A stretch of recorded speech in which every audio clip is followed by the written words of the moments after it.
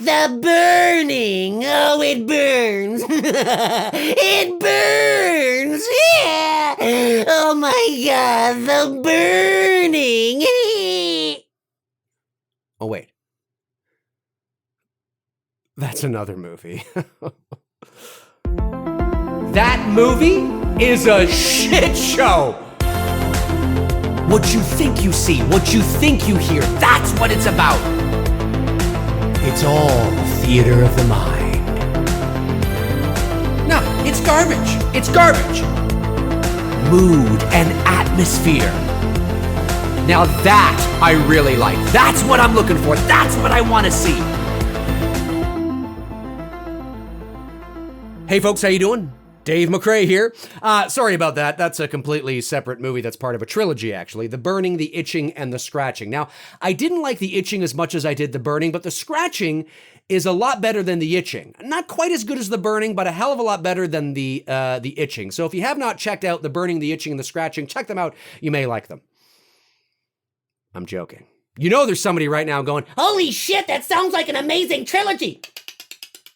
Anyway, it actually kind of does. So, okay, now for those of you that might be new to my channel, because we gain subs each and every day, thank you so much. I think you guys are awesome. I'm not a movie reviewer.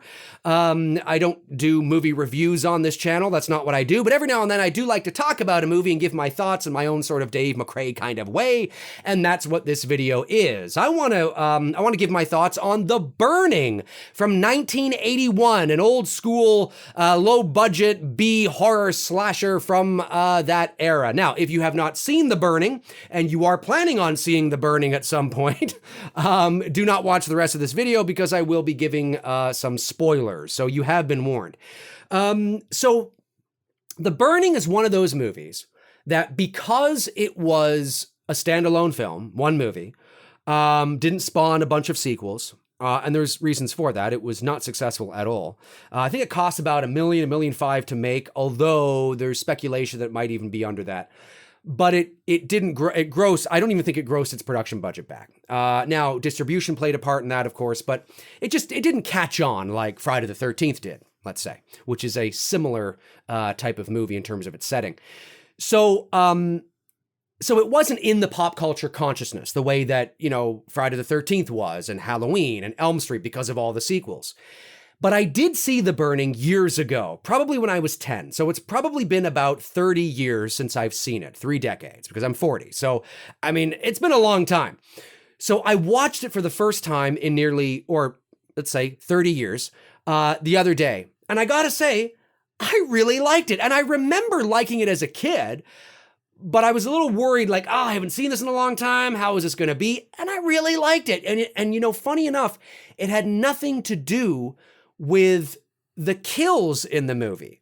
Like the cool kills or the cool moments leading up to the kills had really nothing to do with that, because, to be fair, the kills are pretty dated. I mean, a lot of horror movies from the early 80s, low budget B, horror films are dated, but there are some that still kind of hold up. Like the Friday the 13th movies, even though the kills are a bit dated, they still kind of hold up. And I think it has something to do with the way that the editor edits the kills and the moments together.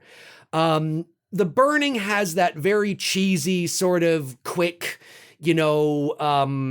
there's got to be a term for it. It's just the way the kills are edited is not very flattering to the effects.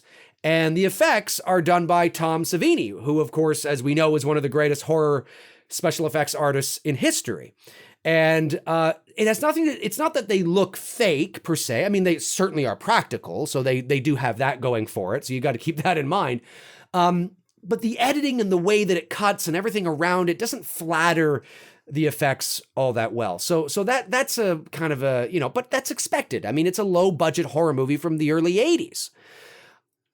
But that aside, you can get past that, at least for me, because there's this great slow burn, no pun intended. That's not why they called it The Burning, but there's a great slow burn in that movie.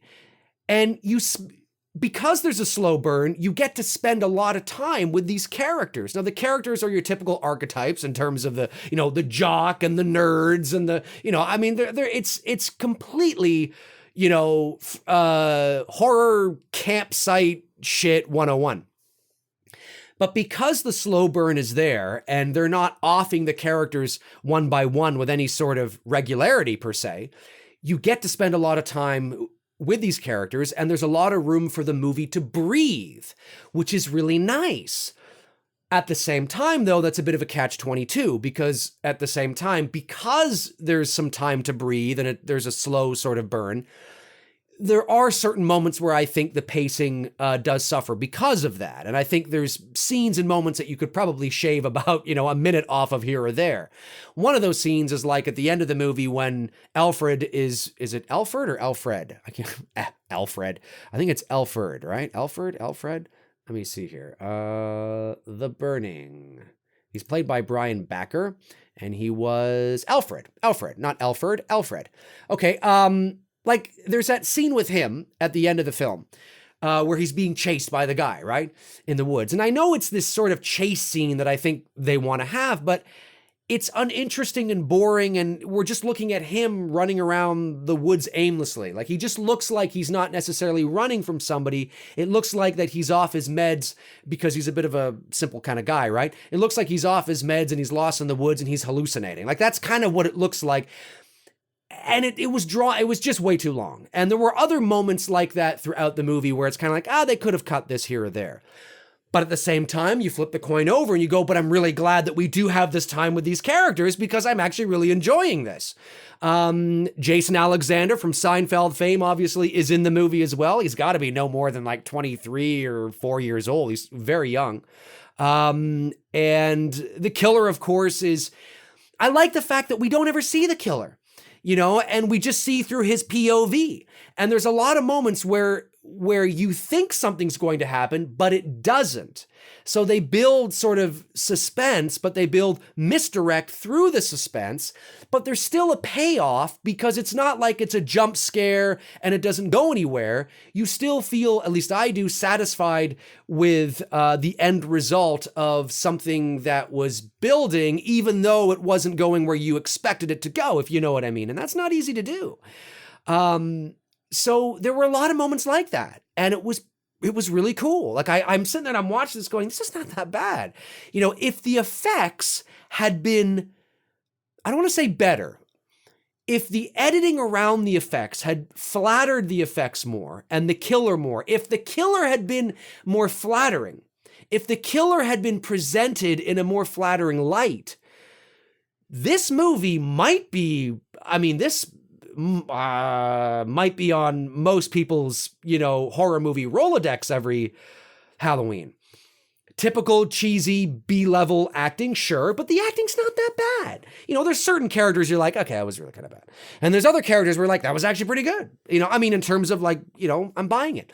Some of the kills that I like, of course, is the raft scene when they are trying to get back to camp, right? And they're all on the raft and they're coming up to that canoe.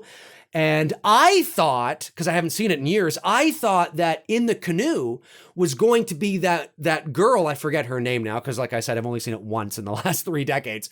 The girl that went missing, right? She was actually killed, but the rest of them think she actually went back to camp. I thought it was going to be her dead body in the canoe. When I first watched this, when I saw it for the first time in years, I'm like, oh, it's gonna be that girl, and it wasn't. It was the killer. He's like, and just the way that whole thing is edited, right? The killer just slices everybody to pieces, and it's that typical, like it's that kind of editing. And although that's, you do see that a lot in the early sort of films. One of the reasons why it's done like that, it's edited that way, is to mask the practical effects. And, if you don't see it for a long period of time, then you don't have an opportunity to see, oh, that doesn't look quite as real as maybe it could have or should have, right? That's one reason why they might do that. And another reason is just stylistically to create commotion and urgency and tension and mayhem and all that kind of stuff as well. But it was fun. Like, I mean, that was kind of fun. Like, I expected that. I wish I could have seen more of that. I wish I could have seen more of that kind of thing throughout the film. Because the kills are very far and few between, but at the same time, that's nice because it allows us to get close to our characters and have that breathing room. So there's a bit of it's a strange feeling when you're watching the movie. You're like, I like this, but if only they could have, but I kind of like this, but if only they could have, but this is pretty good. It's probably one of the better early 80s, low budget B-movie horror slashers, 100%. And in my opinion, that's not because of the cool kills or the cool killer and all that, because the kills are pretty lackluster and they're very far and few between. And the killer's really not that interesting. A lot of potential, but not that interesting, primarily because we don't spend a lot of time with him. In my opinion, it has everything to do with the creative choice to have it as this slow burn, give the movie some breathing room, and allow us to spend a lot of time with these characters so that we become emotionally attached to them, even on a minor level. And there are certain characters that you pick out at the beginning of the movie where you're like, oh yeah, gone, they're going to go. And maybe you're right, and they do go, but they don't go for a long time, which allows you to really kind of get to know them a bit. And then there's some characters where you think are going to go, that are going to go, and they don't go at all. They survive at the end of the movie. And you're like, holy shit, you know? So that, I think, is the primary reason, is that we really feel like we're part of the group here, like we're in the woods with these characters. It's a nice slow burn. But again, like I said, I mean, you know, with that comes the other side of the coin where there are some pacing issues. Like, I think the scene at the beginning of the movie where the killer has that thing with the prostitute where he kills her, get that entire scene out of there. It's completely unnecessary. I mean, maybe it was to establish that he can kill now and that he does it with scissors because he sees the scissors there and shit. But you don't need that because later on in the movie, you know, the counselor by the fire is talking about how legend has it the killer, he's back, and the shears and the... So you don't need that. And it's like 3 or 4 minutes of just dead space. It's unnecessary. You can cut from when he leaves the hospital right to the first scene after the prostitute scene. That's what I would do. So, you know, there's things like that throughout the movie. But flip the coin back over and it's like, but it kind of helps, you know, in terms of that pacing in certain scenes. So obviously it's called The Burning because the killer is burned from head to toe. He's a former janitor, I think, from Camp Blackfoot or something like that. And the kids there played a prank on him that went awry, and he caught fire and he ran out of his cabin in the middle of the night and he was all on fire and he rolled onto the ground, down a hill into the water, and it was really cool. And he spent 5 years in a hospital, and he's leaving now to go back into the woods and seek his revenge on the people that did that to him. So, I mean, it's a pretty standard sort of cookie cutter early 80s slasher type of narrative, but it works. I will say, though, that I found that how he caught fire, unless I'm missing something, unless there's details I'm missing, I kind of thought it was a little forced. I mean, I don't think him knocking the skull onto his bed would cause him to light up like a Christmas tree as quickly as it did, unless he was lying in a bed of gasoline. I mean, is there something I'm missing? Was the skull doused in gasoline or something? I mean, maybe I'm missing something here, but it just seemed a little fast, like he didn't have a lot of time I don't think it necessarily would have done that, you know? So, but unless I'm missing something, you suspend, you know, disbelief and you just enjoy it that it's an early 80s low budget B horror slasher, right? So yeah, I mean, that's kind of how I feel about it. Those are my thoughts on The Burning. And like the slow burn, no pun intended, I like the killer because I think there's a lot of potential there, but I think he wasn't fully realized in the ways that he could have been. And I like that the movie gives us time to breathe and we get to spend some time with our main protagonists. I really like that. So, yeah, my name's Dave McRae. Comment below and let me know your thoughts. What did you think of The Burning? I would like to know. And maybe, you haven't seen the movie and, this is your first time hearing about it. go watch it. I think it's even on YouTube, the entire film, I think. So go watch it. Check it out. Let me know your thoughts. If you want to follow me on Facebook, you can at facebook.com/manythingsdave McRae. That's where I tend to post in the meantime and in between time when I'm not posting here. All my links are in the description. Check them out until your heart's content. If not, well, whatever. It doesn't really matter. Hey, I'm on Instagram now. I am on Instagram. Link is in the description with my Twitter, Facebook. It's all down there. I'm telling you. Click it. Click it now. Click it now. The burning! The burning! It's a whole other film right there. Whole other film. What the fuck would that be? Like, what is that movie? Creepy. Anyways, I'll talk to you guys soon. Cheers.